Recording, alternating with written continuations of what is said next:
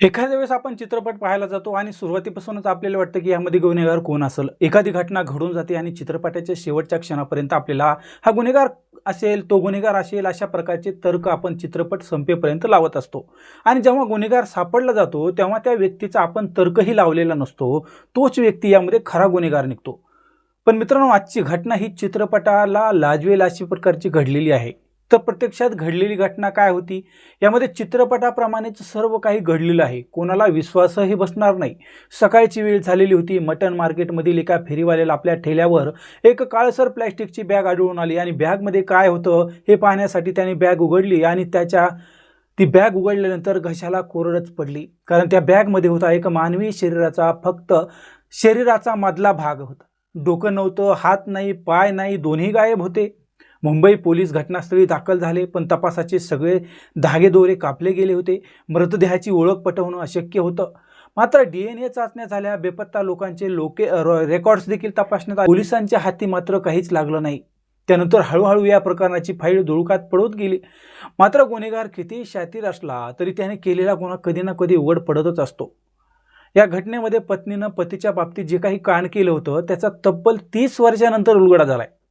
बरं, महिला आणि हे एकटीनं कांड केलं नव्हतं, तर तिला साथ देणारे 2 पुरुष होते। मग या रहस्यमयी घटनेला नेमकी सुरुवात कशी झाली आणि त्यानंतर पोलिसांना या तिन्ही आरोपींचा उलगडा कसा झाला तेच आपल्याला या व्हिडिओच्या माध्यमातून जाणून घ्यायचं आहे। नमस्कार, मी जनार्दन राऊत आणि तुम्ही पाहत आहात क्लिक 2 न्यूज। मित्रांनो, घटना तर मुंबईच्या भेंडी बाजारातील मटन मार्केटमध्ये घडलेली आहे। मात्र या घटनेला सुरुवात होते 1996 या वर्षापासून। दिल्ली येथील रघुबीर नगरमध्ये जुन्या कपड्यांचं मार्केट आहे। त्या कपडा मार्केटमध्ये फिरासत अली गेल्यानंतर त्या ठिकाणी इश्तियाक अहमद याच्याकडे तो साडी खरेदी करत होता।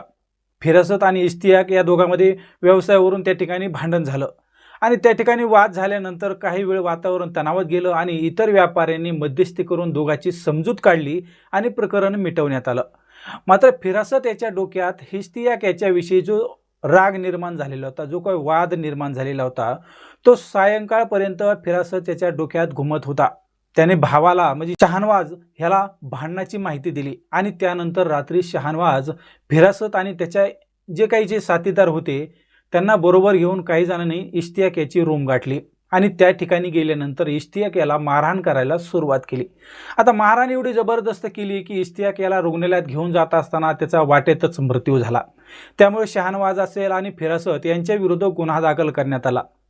आता दिल्ली पोलिसांनी तात्काळ दोघांनाही अटक केली आणि त्यानंतर अटक केल्यानंतर न्यायालयात त्यांना हजर करण्यात आलं। आता त्या ठिकाणी पोलिसांनी त्यांची रिमांडही मागितली, मात्र केसमध्ये सर्व गुन्हा दोन्ही भावांनी कबूल केला। त्यामुळे पुन्हा न्यायालयात त्यांना हजर केल्यानंतर सर्व पुरावे पोलिसांच्या तपासानुसार दोन्ही भावाला जन्मठेपेची शिक्षा सुनावण्यात आली।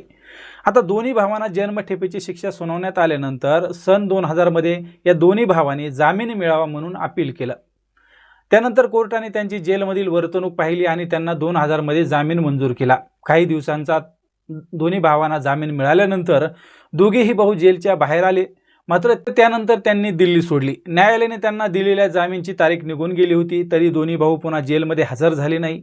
त्यामुळे कोर्टाने दिल्ली पोलिसांना या दोन्ही आरोपींचा शोध लावण्यास सांगितलं। त्यानंतर दिल्ली पोलिसांनी दोघांचाही तपास सुरू केला, परंतु त्यांना कोणताही सुगावा लागत नव्हता। आरोपी सापडत नसल्यामुळे कोर्टाने त्यांना फरार घोषित करून 2016 मध्ये त्यांना दिलेली जन्मठेपेची जी शिक्षा होती ती कायम ठेवली। आता 2000 मध्ये दोन्ही भाऊ हे मुंबईमध्ये पोहोचले होते। मुंबई येथे आल्यानंतर त्यांनी मुंबईमध्ये पुन्हा तोच कपड्यांचा व्यापार सुरू केला। जो गुन्हा आणि ज्याबद्दल त्यांना शिक्षा झालेली होती ती घटना दोन्ही भाऊ विसरून गेले होते आणि सर्वसामान्य व्यक्तीसारखं जीवन ते मुंबईत जगू लागले होते। मुंबईमध्ये कपड्यांचा व्यापार करत असताना त्यांची भेट झाली बन्सीबेन या महिलेशी। बन्सीबेन करवा ही भेंडी मार्केटमध्ये आल्यानंतर दोन्ही भावाकडे खरेदी करू लागली। या खरेदी व्यवहारामध्ये दोन्ही भावांशी बन्सीबेन यांची खूपच जवळीकता झाली। दोन्ही भावांशी त्यांचं बोलणंही सुरू झालं।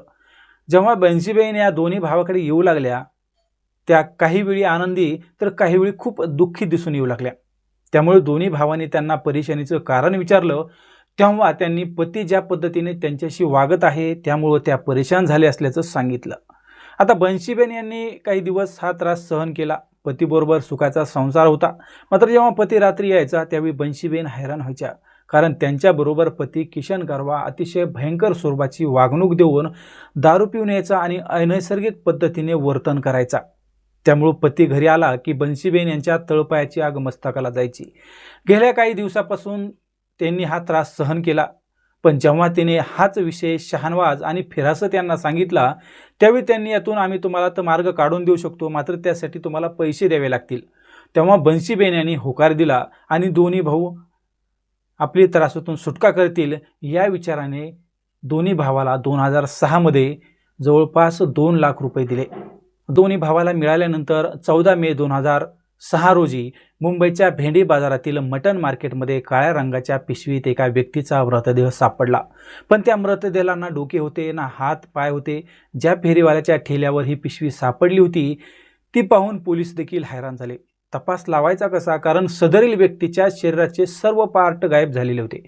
पोलिसांनी त्या मृतदेहाच्या आधारे तपास करायला सुरुवात केली, पण कोणत्याही प्रकारचा पुरावा मागे शिल्लक राहिलेला नव्हता. अनेक वर्षे पोलिसांनी या प्रकरणातील मृतदेहाची ओळख पटविण्याचा प्रयत्न केला, पण काही सुद्धा सुगावा मिळाला नाही.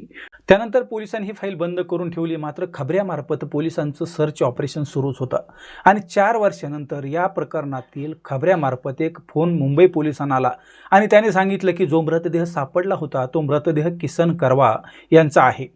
पोलिसांच्या हाती नाव आणि पत्ता लागल्यानंतर पोलिसांनी किशन करवा यांचं घर गाठलं. पोलिसांना पाहून बन्शीबेन घाबरून गेल्या. पोलिसांनी त्यांना ताब्यात घेतलं. तेव्हा सुरुवातीला तर तिने पती हे बाहेरगावी निघून गेल्याचं सांगितलं. त्यांचा शोध गेल्या अनेक वर्षापासून लागत नसल्याचं देखील त्यांनी सांगितलं. मात्र बन्शीबेन हिने पती बेपत्ता झाल्याची कोणत्याही प्रकारची तक्रार पोलिसांना दिलेली नव्हती. त्यामुळे पोलिसांनी विचारलेल्या प्रश्नावर तिला काहीच बोलता आलं नाही. त्यावेळी तिने शहानवाज आणि फिरासतला पती संपवण्याची सुपारी दिल्याची कबुली दिली. पोलिसांनी बन्शीबेन हिला अटक केल्यानंतर फिरासत आणि शहानवाज या दोघांनाही तात्काळ अटक केली. दोघांनाही अटक केल्यानंतर त्यांना न्यायालयासमोर हजर केलं. त्यानंतर न्यायालयाने काही वर्ष तपासकामी दोन्ही भावांना जेलमध्ये ठेवण्याचे आदेश दिले आणि 2021 मध्ये मुंबई उच्च न्यायालयाने त्यांना जामीन देखील मंजूर केला. आता ज्या प्रकारे दिल्ली न्यायालयाने दोन्ही भावांना जामीन मंजूर केला होता, अगदी त्याच पद्धतीनं मुंबई उच्च न्यायालयाने जामीन दिल्यानंतर दोन्ही भाऊ पुन्हा फरार झाले. जामीनची मुदत संपल्यानंतर ही दोघे भाऊ परत आलेच नाही. त्यामुळे न्यायालयाने मुंबई पोलिसांना आदेश दिले की या आरोपीला तात्काळ अटक करून न्यायालयात हजर करा. मुंबई पोलिसांनी अनेक ठिकाणी छापेमारी केली, मात्र त्या दोन्ही आरोपींचा शोध काही लागला नाही. आता ज्या प्रकारे मुंबई पोलीस तपास करत होते त्याचप्रमाणे दिल्ली पोलीस देखील या दोन्ही भावांच्या मागावर होते. तर दोघांचाही कुठेही तपास लागत नव्हता. प्रत्येक ठिकाणी त्यांनी स्वतःची ओळख बदलून राहणं सुरू केलेलं होतं. तर दुसऱ्या बाजूने न्यायालयाने मुंबई आणि दिल्ली पोलिसांच्या तपासावर चिंता देखील व्यक्त केली होती. दरम्यान 30 जुलै 2026 रोजी दिल्ली पोलिसांच्या अँटी रॉबरी अँड स्नॅचिंग सेलला या दोन्ही भावांची गुप्त माहिती मिळाली. त्यानुसार दिल्ली पोलिसांनी 2 वेगवेगळ्या टीम तयार केल्या. त्यानुसार उत्तर प्रदेश राज्यातील मुरादाबाद आणि झारखंड राज्यातील गोड्डा या ठिकाणी छापेमारी करण्यात आली आणि त्यावेळी दोन्ही भावांना वेगवेगळ्या ठिकाणाहून पकडण्यात आलं. त्यांना पकडल्यानंतर दिल्ली पोलिसांनी त्यांच्याकडे चौकशी करण्यास सुरुवात केली.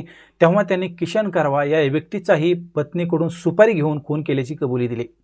त्यानंतर दोन्ही भाऊ फिरासत हा तेलंगणा आणि आंध्र प्रदेश राज्यात मालाचा पुरवठा करू लागला होता, तर शहानवाज हा झारखंड आणि महाराष्ट्राचा कारभार पाहत होता.